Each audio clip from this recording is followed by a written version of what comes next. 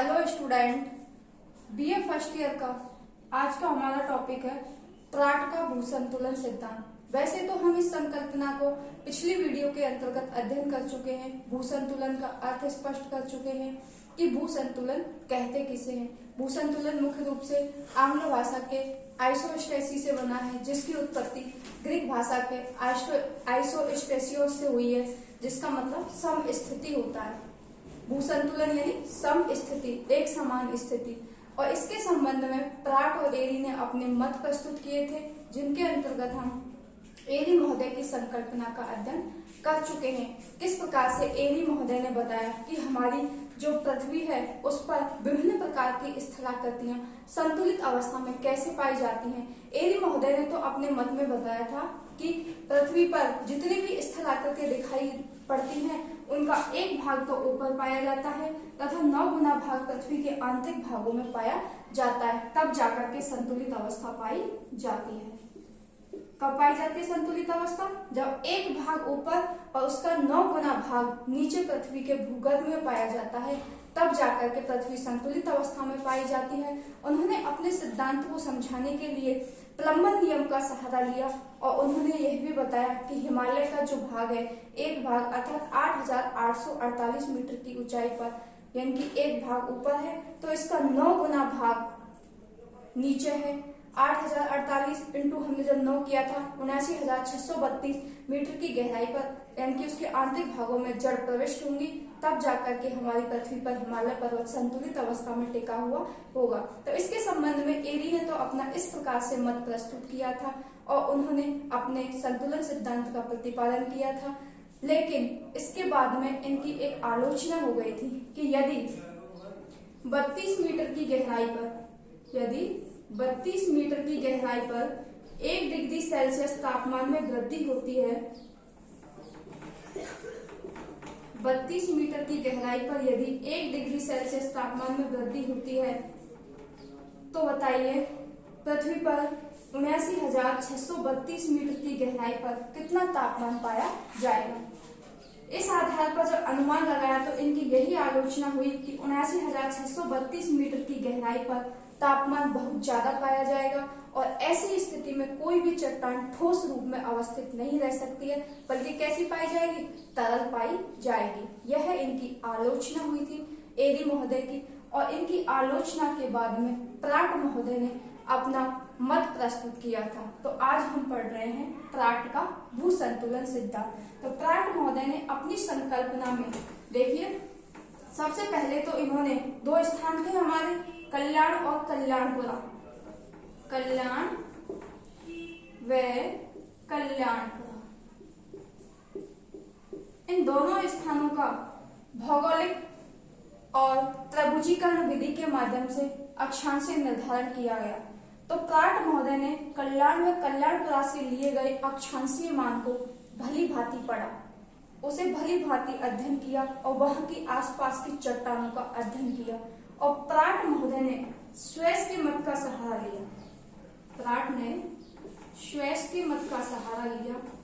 तो स्वेस महोदय का क्या मत था कि जो महाद्वीपीय भाग हैं वो किसके बने हुए हैं? सियाल के बने हुए हैं। महाद्वीपीय भाग सियाल के बने हैं और सियाल का घनत्व उन्होंने बताया 2.75 ग्राम घन सेंटीमीटर। सियाल का घनत्व क्या बताया? सबसे पहले तो प्राट महोदय ने अपनी संकल्पना में कल्याण व कल्याणपुरा से लिए गए अक्षांशीय मान को भली भांति पढ़ा और इसके बाद में प्राट महोदय ने स्वेस के मत का सहारा लिया और उन्होंने स्वेस महोदय का मत था कि महाद्वीपीय भाग सियाल के बने हुए हैं और सियाल के बने होने के कारण उस सियाल का घनत्व था 2.75 ग्राम घन सेंटीमीटर। और जब उन्होंने इस आधार पर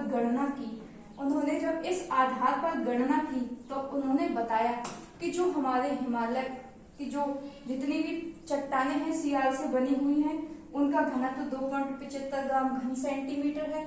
इसके आधार पर जब उन्होंने गणना की तो बताया कि जो हिमालय के बीच में जो अंतर आ रहा है अक्षांशीय निर्धारण में, वो अंतर था 5.236। हमारा अंतर था 5.236 सेकंड। यह अंतर 5.236 ना आकर के 15.885 आना चाहिए। ये बात मैं आपको पिछली वीडियो के अंतर्गत भी बता चुकी हूँ। 15.885 सेकंड आना चाहिए। इस आधार पर उन्होंने बताया कि जो हमारा हिमालय के अंतर्गत जो अक्षांशीय निर्धारण में अंतर आ रहा है वो 15.236 सेकंड न आकर के 15.885 सेकंड आना चाहिए।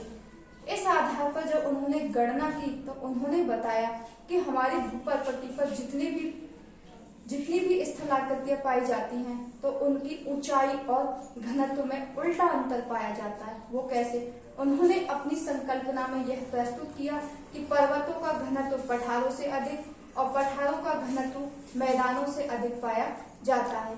यानी कि जितनी अधिक ऊंचाई पर कोई भी स्थलाकृति होगी उसका घनत्व कम, तो पर्वतों से तो पठारों का घनत्व अधिक पाया जाता है और पठारों से भी अधिक मैदानों का घनत्व पाया जाता है। तो ऊंचाई के अनुसार घनत्व में विविधता देखने को मिलती है। पर्वतों का घनत्व उन्होंने अपनी संकल्पना में बताया, पर्वतों का घनत्व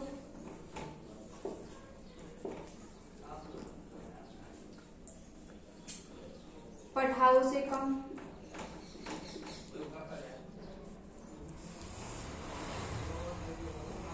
पठारों का घनत्व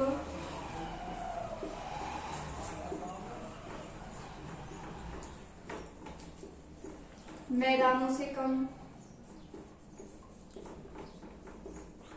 अर्थात घनत्व और ऊंचाई के आधार पर, घनत्व व ऊंचाई के आधार पर इनमें उल्टा संबंध पाया जाता है कि किसी भी वस्तु का अगर ऊंचाई ज्यादा है तो उसका घनत्व कम पाया जाएगा और यदि उसकी ऊंचाई कम है तो उसका घनत्व कैसा पाया जाएगा? ज्यादा पाया जाएगा।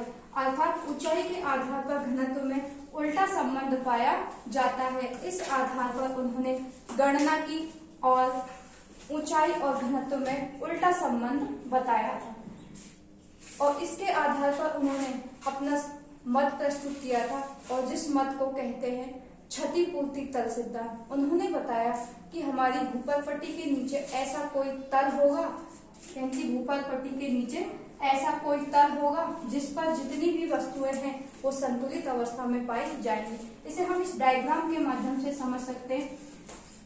प्राट महोदय का जो मत है वो मुख्य रूप से इस लाइन पर टिका हुआ है कि पर्वतों का घनत्व पठारों से कम और पठारों का घनत्व मैदानों से कम। अर्थात कोई भी वस्तु जितनी अधिक ऊंचाई पर है वो हल्की पाई जाएगी और कोई भी वस्तु जितनी अधिक नीचाई पर पाई जाएगी वो भारी पाई जाएगी, क्योंकि हल्की वस्तु ही ऊंची उठती है, ना कि भारी वस्तु। आप कभी भी देख लेना कि कोई भी जितनी हल्की वस्तु होगी उसे हम उतनी ही अधिक ऊंचाई पर, जैसे पतंग है हल्की होती है, कितनी भी ऊंचाई पर हम उड़ा सकते हैं, लेकिन भारी वस्तु को उड़ा सकते हैं नहीं। तो इस आधार पर प्राट महोदय ने अपना भूसंतुलन सिद्धांत प्रतिपादित किया और उन्होंने अपने मत में यही कहा कि ऊंचाई और घनत्व दोनों में उल्टा या विपरीत संबंध पाया जाता है। जो वस्तु जितनी अधिक ऊंचाई पर होगी वो उतनी ही अधिक हल्की होगी और जो वस्तु जितनी नीची होगी वो वस्तु उतनी ही भारी घनत्व में पाई जाएगी। इस प्रकार से इन्होंने अपना यूनिफॉर्म डेप्थ डायनेसिटी सिद्धांत का प्रतिपादन किया था, यानी कि क्षतिपूर्ति तल सिद्धांत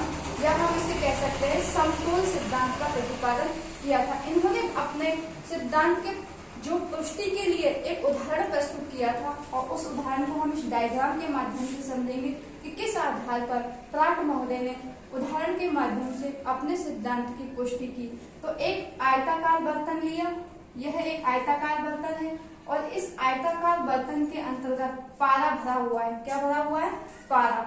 इस आयताकार बर्तन में पारा भरा हुआ है जिसके अंतर्गत विभिन्न घनत्व की वस्तुएं, देखिए विभिन्न घनत्व के हैं, क्योंकि अलग अलग घनत्व के पदार्थ हैं और जब ये पारे में डुबोए गए तो ये एक तल के नीचे संतुलित अवस्था में टिके रहे, लेकिन ऊंचाइयां इनकी अलग अलग पाई गई थी।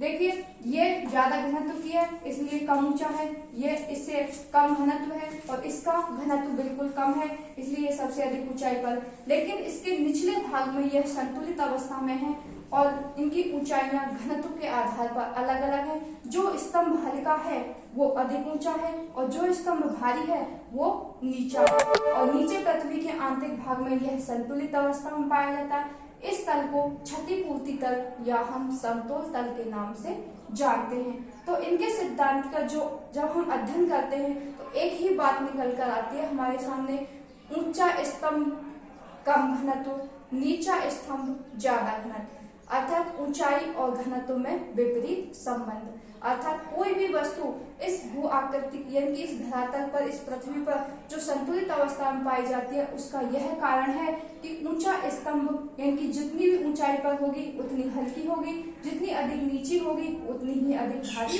होगी। और पृथ्वी के आंतरिक भाग में ऐसा कोई तल होगा जिस पर वो वस्तु संतुलित अवस्था में टिकी हुई पाई जाएगी। इस प्रकार से प्राट महोदय ने अपने भू संतुलन सिद्धांत का प्रतिपादन किया।